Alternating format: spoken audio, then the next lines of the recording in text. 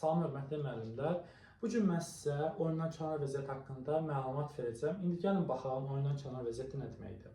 Oyundan kənar vəziyyəti budur ki, hücum edən komanda oyuncusu axırıncı müdafiə olan komandanın oyuncusundan öndədirsə və topu qəbul edirsə, o zaman oyundan kənar vəziyyəti sayılır. Amma yerdədirsə, qəbul edirsə, onda oyun davam edir. Baxalım, A oyuncusu topu ötürür C oyuncuya. Amma müdafiə olunan komandanın oyuncusu yerdədir. Onda oyundan kənar vəziyyət sayılır.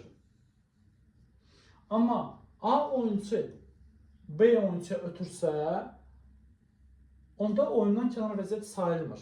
Çünki niyə görə? Müdafiə olunan komandanın oyuncusundan yerdədir. Oyundan kənar vəziyyəti oldusa, o zaman sərbəst zərbə ilə rəqib komanda oyunu başlayır. Oyundan kənar vəziyyəti hansı hallarda sayılmır? Mərkəzi xətti hücum edən komanda keçməyibsə, yan xəttdən topu oyuna daxil edilən zamanı, könc zərbəsi zamanı, qapı zərbəsi zamanı oyundan kənar vəziyyət sayılmır.